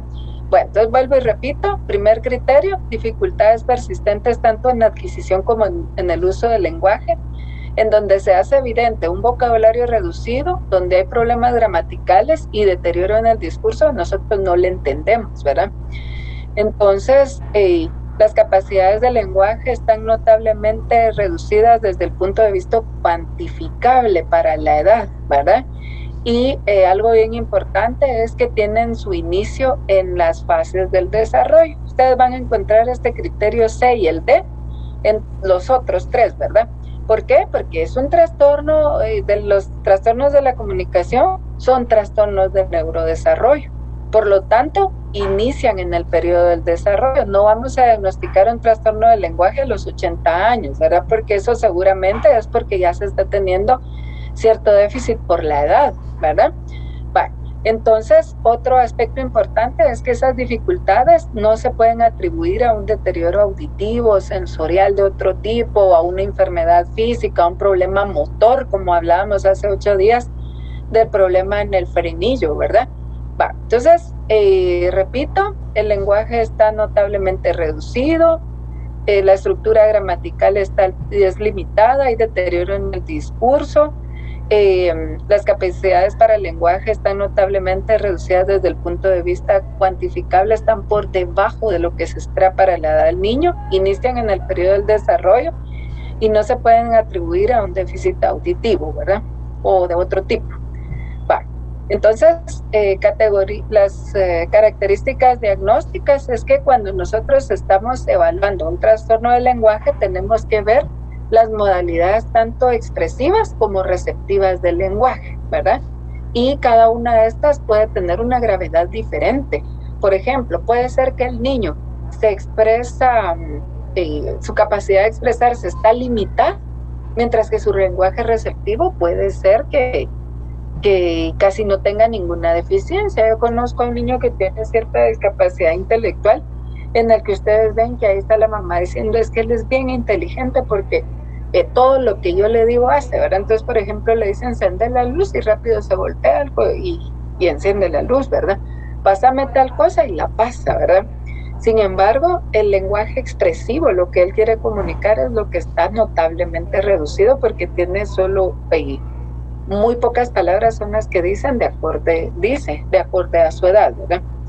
Bueno, Entonces, acá pues solo es un resumen de lo que hablamos anteriormente, ¿verdad? Que en el trastorno del lenguaje hay dificultades tanto en la adquisición como en el uso del lenguaje, hay deficiencias en la comprensión o en la producción del vocabulario, ¿verdad? Y que todo esto limita la capacidad del discurso y que hay deficiencias en la comunicación en general, tanto en la comunicación hablada, escrita, de señas, ¿verdad?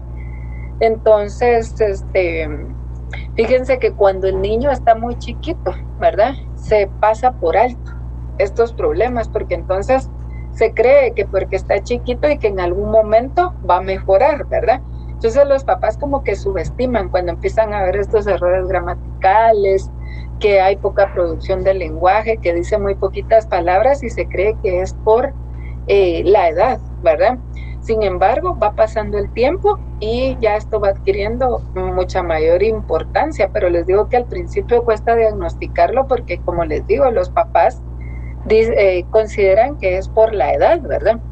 Entonces, ustedes saben que el aprendizaje del uso del lenguaje va a depender de nuestras capacidades receptivas y expresivas, y entonces, por lo tanto, hay que estar bien pendientes de estas dos capacidades de la comunicación, ¿verdad? No solo qué tanto dice, sino que también qué tanto comprende lo que yo digo.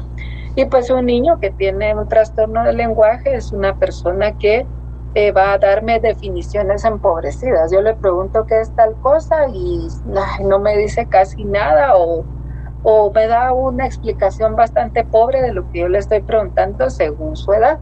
Hay poca comprensión de sinónimos, tiene problemas para recordar palabras y frases. Y otra característica es que les cuesta mucho seguir instrucciones largas, ¿verdad? O recordar series verbales también. Entonces, eso sería básicamente, ¿verdad?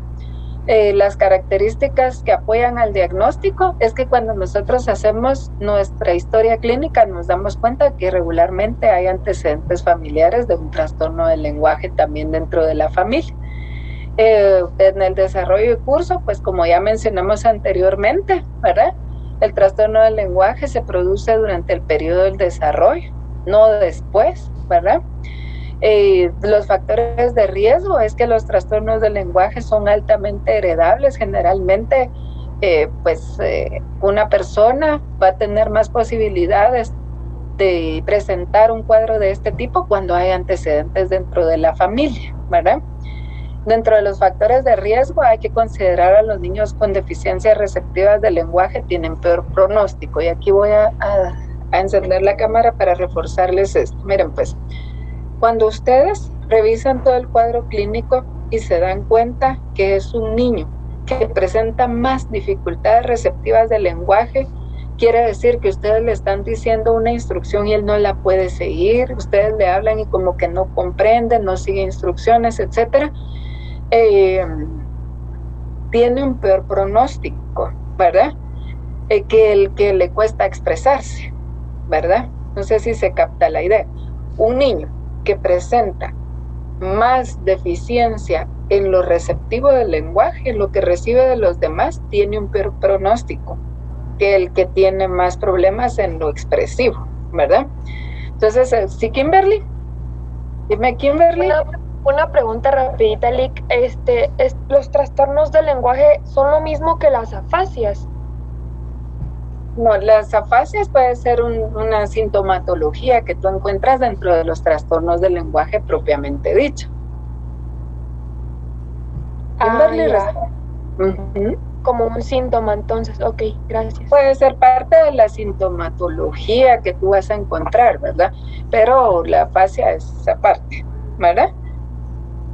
Bueno, entonces, diagnóstico diferencial, variaciones normales, por ejemplo, cuando a veces el niño tiene dificultades en la audición o alguna deficiencia sensorial, entonces, mire, es que mi hijo no habla, no se comunica, y cuando evaluamos lo que tiene es problemas en la audición, ¿verdad?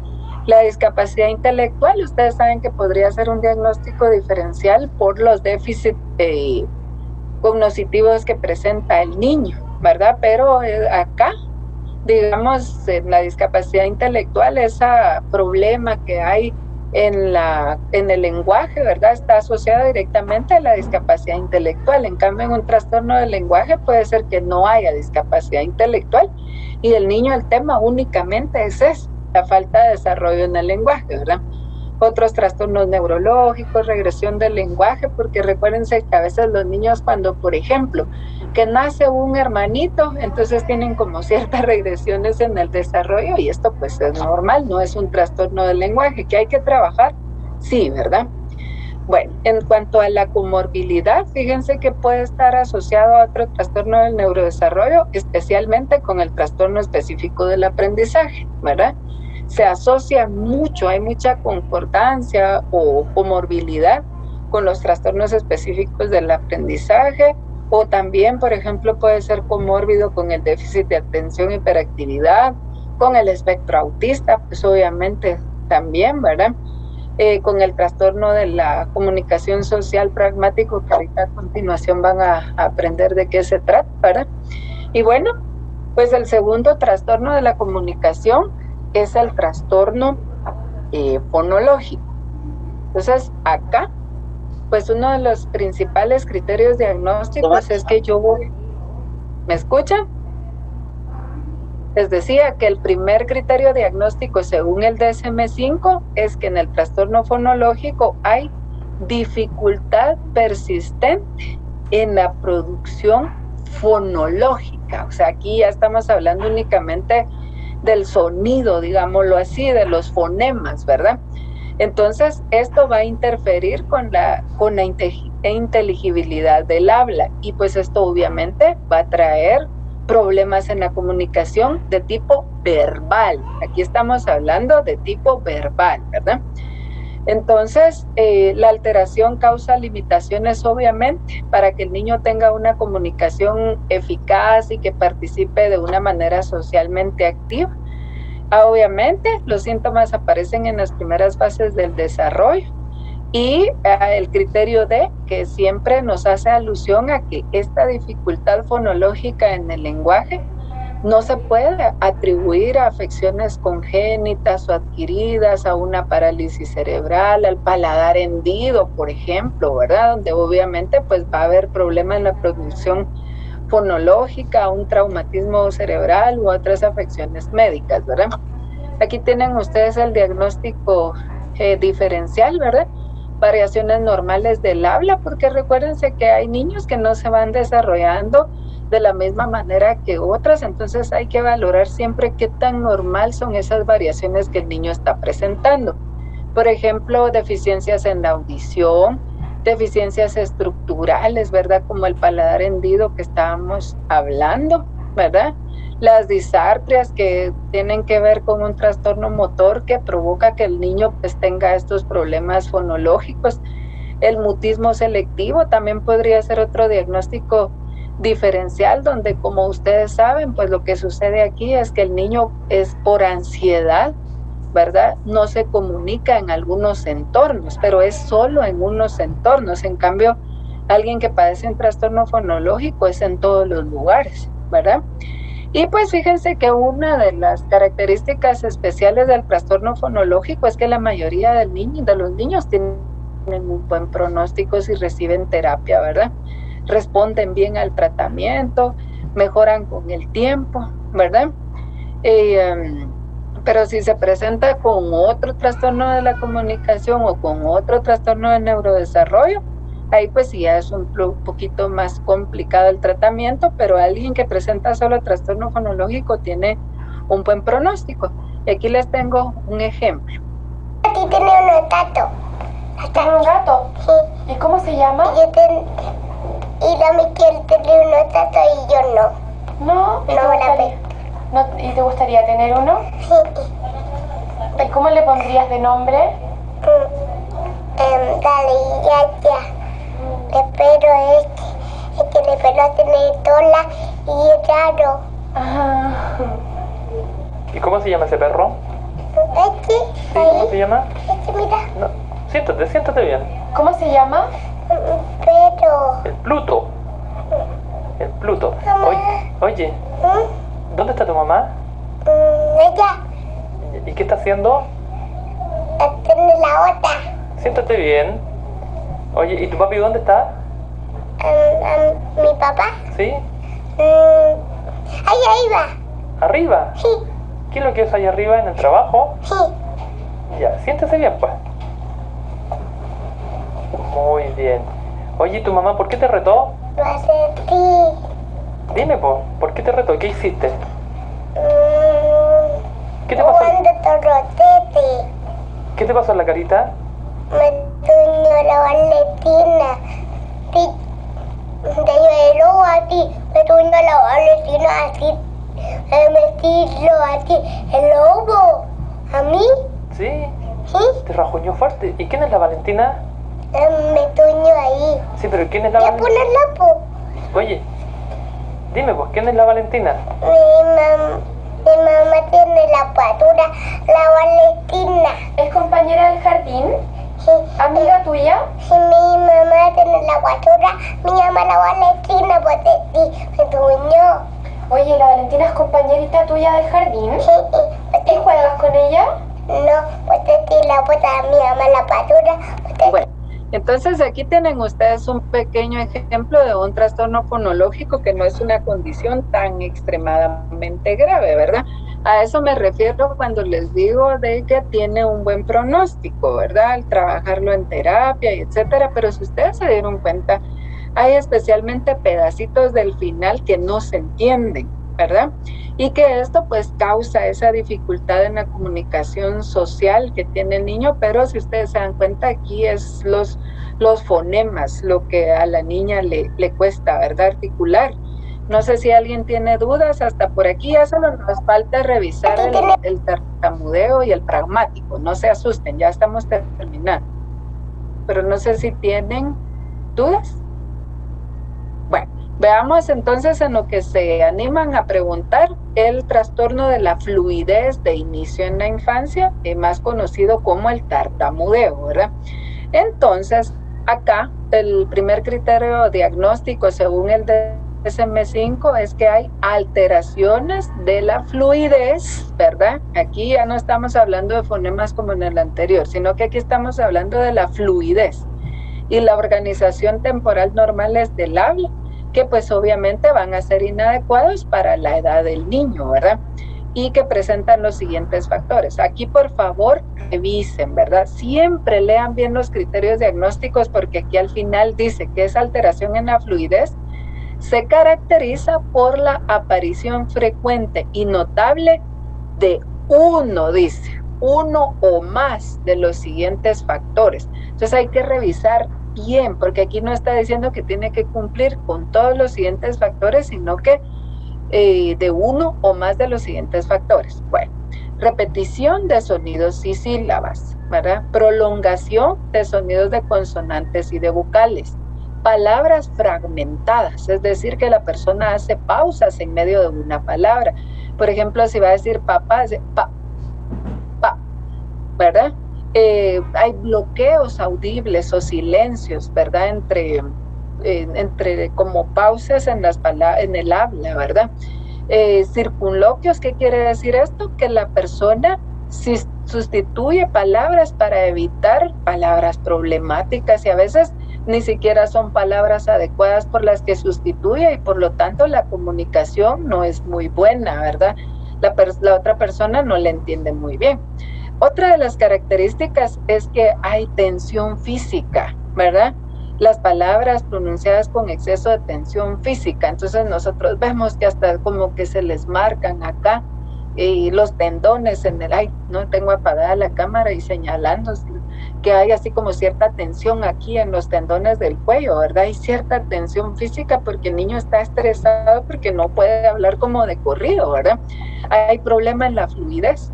Hay repetición de palabras completas monosilábicas, por ejemplo, yo, para decir yo, o sea, no cuando está armando una palabra, como dijimos aquí anteriormente, palabras fragmentadas, sino que es una monosílaba, pero que repite bastantes veces esa monosílaba, dice yo fui al parque, ¿verdad? Entonces, pues obviamente esta alteración va a causar ansiedad al momento de hablar, ¿verdad? Y esto va a llevar a una comunicación ineficaz, ¿verdad? Que el niño, su participación social se vea reducido. Incluso pues va a tener su impacto en el rendimiento académico. El siguiente criterio, que como ustedes vieron, pues se produce en las primeras fases del desarrollo, ¿verdad? Y pues esta alteración no se puede atribuir a un déficit motor o sensitivo del habla, ¿verdad? Es decir, que esa disfluencia, esa poca fluidez que hay en el habla no está asociada a un trauma, a un daño neurológico, a una otra afección médica, incluso hasta el uso de medicamentos a veces pueden provocar algo de esto, y hay que estar bien pilas a la hora de hacer nuestra evaluación, ¿verdad? Entonces, en el diagnóstico diferencial hay que contemplar algún déficit sensitivo, las disfluencias normales del habla, porque recuérdense que en las primeras etapas del desarrollo, pues es normal que el niño realice alguna de estas características como las que vimos anteriormente, pero se van superando con el tiempo. Hay que revisar también que ese tartamudeo o esa poca fluidez en el habla, esa disfluencia, como se le dice técnicamente, no se deba a los efectos secundarios de una medicación, ¿verdad? El síndrome de Tourette o el trastorno de Tourette también hay que considerarlo como un trastorno, como un diagnóstico diferencial, perdón, y que también lo vamos a estar viendo aquí en el contexto del curso. Y por último, tenemos el trastorno de la comunicación social o pragmático. Y acá, pues la característica principal es que hay dificultades persistentes en el uso de la comunicación verbal y no verbal, en el uso social, ¿verdad? Por eso se llama comunicación social o pragmático, ¿verdad? Criterio número 1, ya les decía, dificultades persistentes en el uso social de la comunicación verbal y no verbal, y que se manifiesta por todos, aquí sí dice, y que se manifiesta por todos los siguientes factores, ¿verdad? 1, deficiencias en el uso de la comunicación para propósitos sociales, como por ejemplo, deficiencias para saludar, para compartir información de manera apropiada, ¿verdad? Deterioro en la capacidad para cambiar de comunicación, por ejemplo, cómo hablo yo cuando estoy con otro niño, cómo hablo cuando yo estoy con otro adulto, ¿verdad? O dificultades para seguir las normas de la conversación y la narración. Entonces, ¿qué pasa acá? Que a veces hay personas que les cuesta mucho respetar el turno en la conversación, entonces la otra persona todavía está hablando y de pronto la otra se mete a hablar, ¿verdad? Entonces, ahorita están ustedes comprendiendo a veces qué es lo que les sucede a algunos niños, ¿verdad? Como les decía al principio, tenemos como esa tendencia, tienen la tendencia de los papás de llegar y decir, es que está teniendo una conducta problemática, ¿verdad? Fíjese que le cuesta comunicarse y entonces los demás se quejan de que, por ejemplo, están hablando y él se mete, ¿verdad? Entonces, le cuesta cambiar de comunicación, ¿verdad? Cómo habla él cuando está en casa, cuando está en la escuela, cuando está con otro niño, cuando está con un adulto, ¿verdad? Entonces, si ustedes se dan cuenta, esto está enfocado básicamente en el uso social de la comunicación, ¿verdad? Entonces, hay dificultades para comprender lo que no se dice explícitamente, ¿verdad? Los significados, por ejemplo, expresiones idiomáticas, el humor. Entonces, ¿qué quiere decir esto? Que, por ejemplo, hasta a los niños que están bajo esta condición les cuesta comprender cuestiones de humor o metafóricas que alguien más dice, ¿verdad? Entonces se echó un chiste y él se lo agarró a agravio porque no entendió el chiste, ¿verdad? Como si se dan cuenta, nuevamente les repito, aquí está afectado únicamente como esa parte social de la comunicación, ¿verdad? Entonces, pues las dificultades que presentan, ¿verdad? Causa limitaciones funcionales en la comunicación eficaz que va a llevar al niño a no tener buenas relaciones sociales, poca participación social, problemas en el rendimiento académico, ¿verdad? Y el criterio C, que como ustedes saben, pues estos síntomas tienen que empezar en las primeras fases del periodo del desarrollo y que estos síntomas no se pueden atribuir a otra afección médica o neurológica, ni a la baja capacidad de dominios de la gramática y la morfología, etcétera, ¿verdad? Bueno, entonces, repitiendo, estas deficiencias de comunicación social del lenguaje van a causar limitaciones funcionales en una comunicación eficaz. Los síntomas empiezan en las primeras etapas del desarrollo y esos síntomas no se van a atribuir a una causa médica, ¿verdad? Entonces, dentro del diagnóstico diferencial, yo se los coloco ahí solo para que ustedes lo tengan dentro de la presentación, pero pues es sencillo de verlo, ¿verdad? Por ejemplo, el espectro autista. Ustedes saben que a un niño que padece de autismo, pues la comunicación es uno de los aspectos que están comprometidos, ¿verdad? Por lo tanto, se puede confundir con este tipo de cuestiones. Pero si ustedes revisan más profundamente el cuadro, se van a dar cuenta que no hay movimientos estereotipados, etcétera. Por lo tanto, pues descartamos el espectro autista, ¿verdad? También se puede llegar a confundir con el déficit de atención y hiperactividad. Otro de los criterios de los diagnósticos diferenciales aquí es la ansiedad social, ¿verdad? Porque entonces, obviamente, les decía que estos problemas que el niño está presentando en esta parte social de la comunicación lo va a llevar a déficits en la comunicación, ya lo decíamos anteriormente, ¿verdad? Entonces, puede ser que parezca como un cuadro de ansiedad social, ¿verdad? Y pues también podríamos mencionar como diagnóstico diferencial la discapacidad intelectual.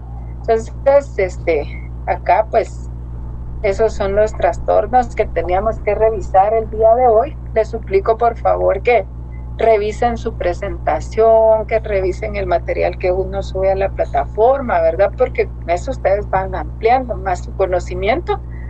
Y no sé si tienen dudas o comentarios hasta por acá. Si tienen duda en alguno de los trastornos que revisamos antes de terminar. Chicos, ¿no? Bueno, yo sí. Kimberly. Lick, perdón que pregunte tanto, pero no